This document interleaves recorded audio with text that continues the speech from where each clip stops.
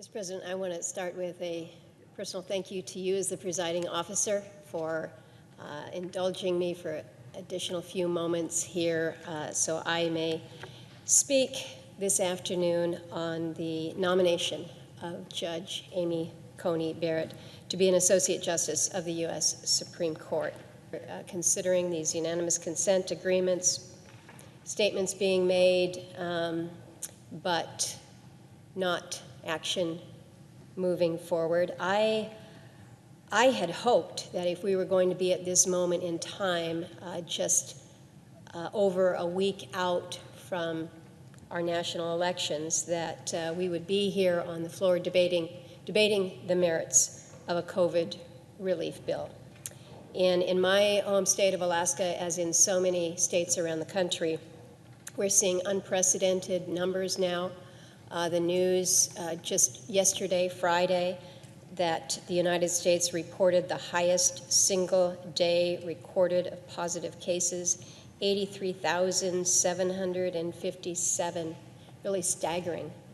In Alaska, we have seen this virus spread to some of our small outlying villages that are not accessible by road, villages that have limited medical facilities.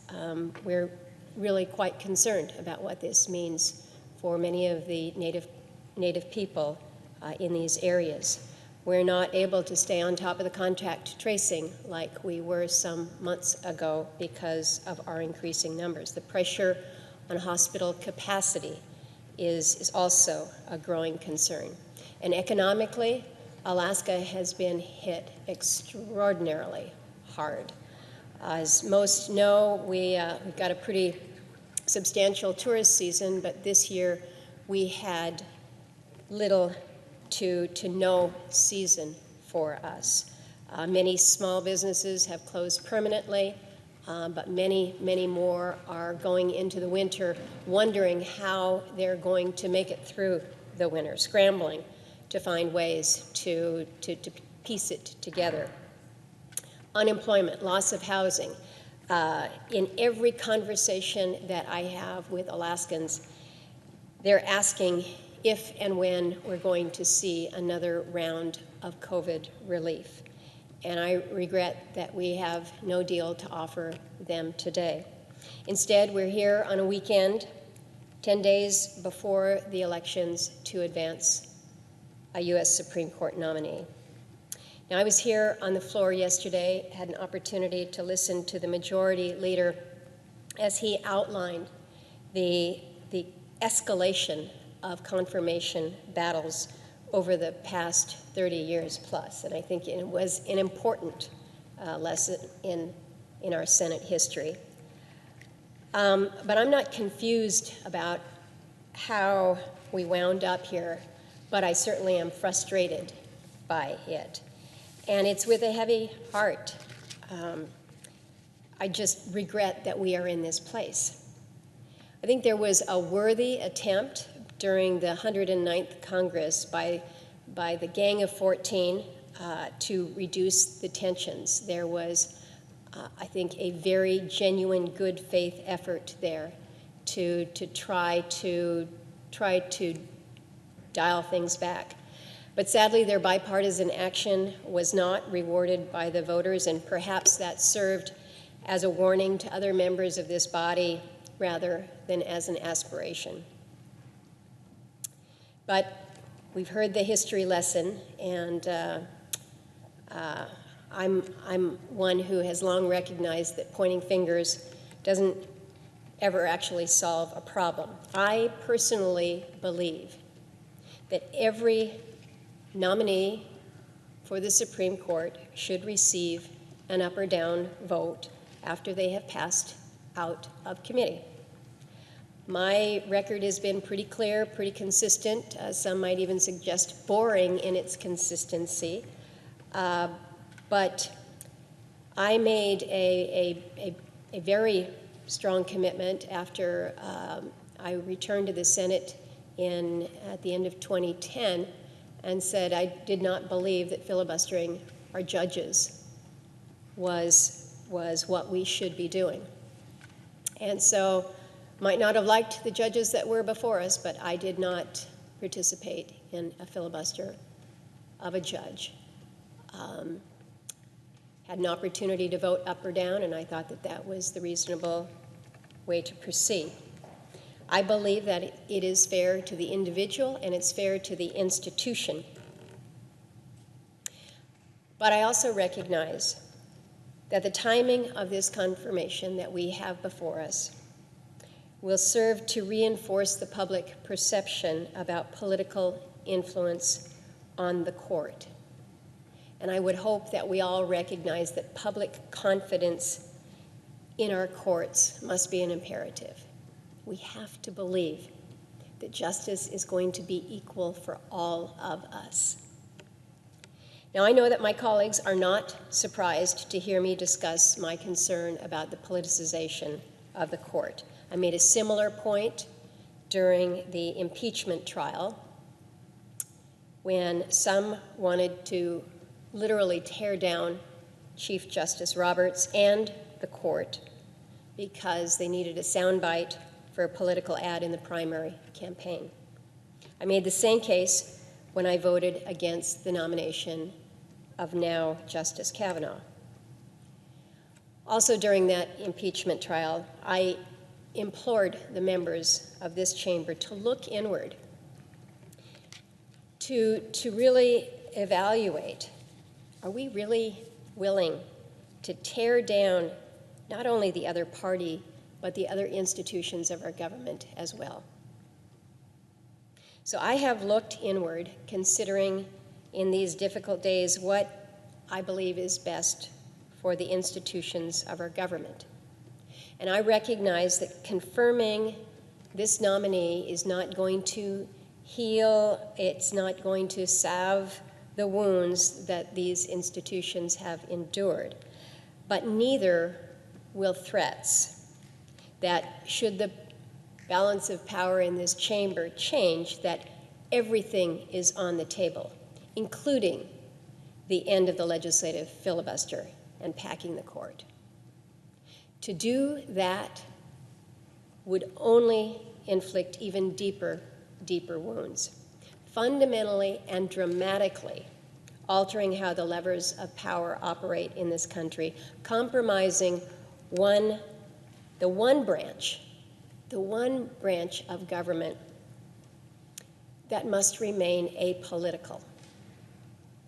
We're the legislative branch, the executive branch. Both of these branches are inherently political.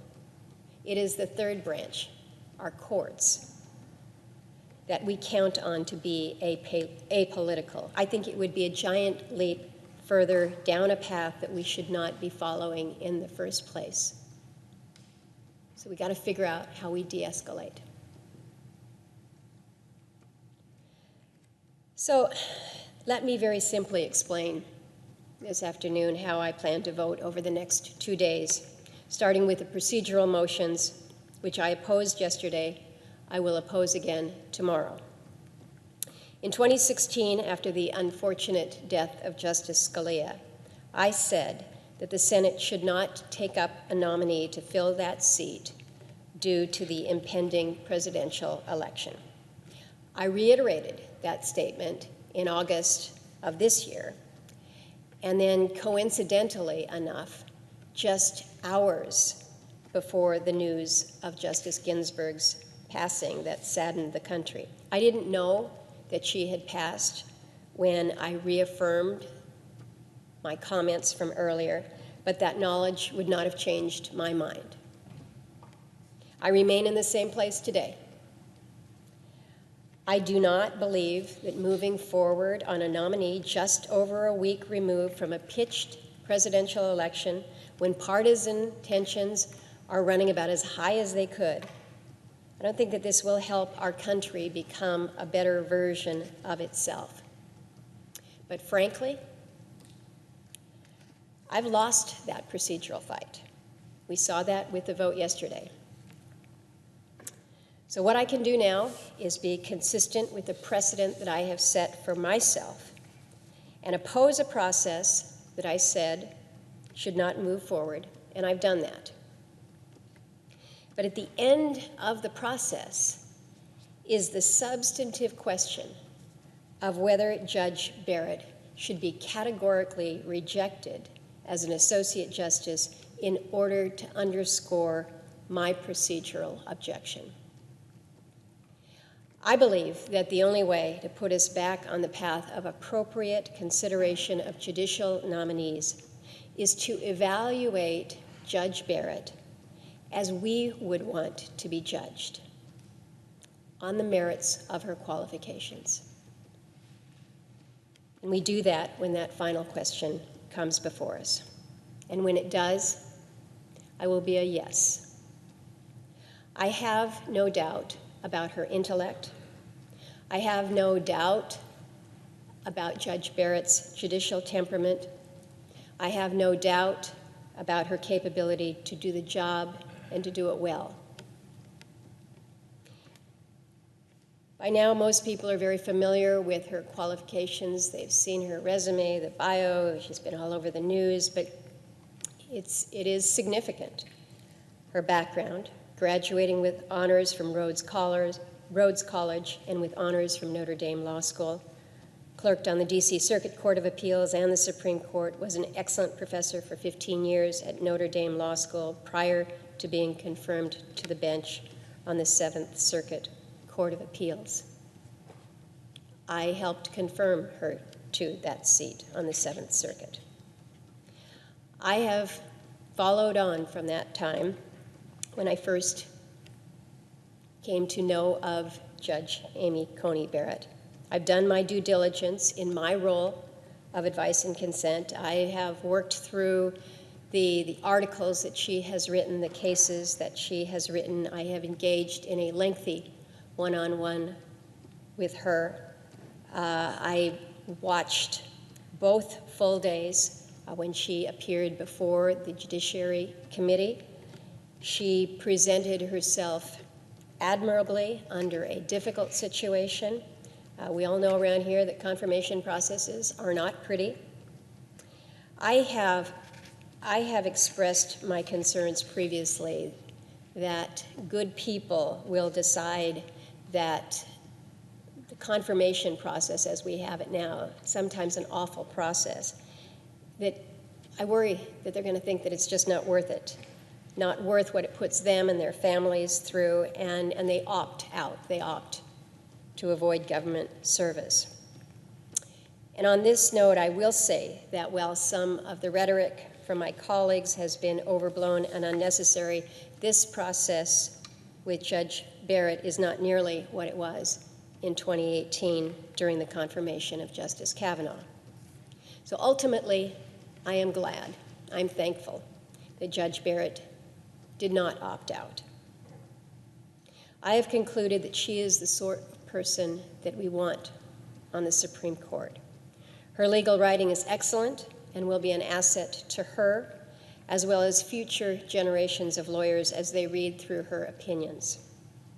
Her intellectual curiosity, which is demonstrated by the depth and breadth of her academic work as a professor, will also serve the country well. Her temperament and her very patient nature were on full display over the course of the hearing. I had a good, I think, a very substantive discussion with Judge Barrett about some Alaska-related matters, focusing on Alaska-specific statutes like ANILCA. I raised some of the public safety challenges that we face in my home state that serve to undermine the principle of equal justice under the law. I raised the issue of voting rights and access to the ballot. It was important for me to hear and to better understand her views on precedents and her evaluation process, specifically the weight that she affords reliance on decisions that have been in place for decades, such as Roe versus Wade. We discussed the doctrine of severability in regards to the Affordable Care Act case. We spoke at length about my concern that the Supreme Court is increasingly viewed as political by the public, and what that then does to erode the public confidence in the impartiality of our courts. He talked about the criteria and the evaluation that a justice would undergo for purposes of recusal from a matter. I do not believe Judge Barrett will take her seat on the bench with a predetermined agenda or with a goal of putting a torch to every volume of the United States reports. Justices should come to the court with an open mind, willing to be convinced by the arguments presented in each case, to exchange thoughts with their colleagues, to learn new things, and rule as the law requires. And I am convinced that Judge Barrett will do just that. So while I oppose the process that has led us to this point, I do not hold it against her as an individual who has navigated the gauntlet with grace, skill, and humility. I will vote no on the procedural votes ahead of us, but yes to confirm Judge Barrett when the question before us is her qualification to be an Associate Justice on the Supreme Court. With that, Mr. President, I yield the floor.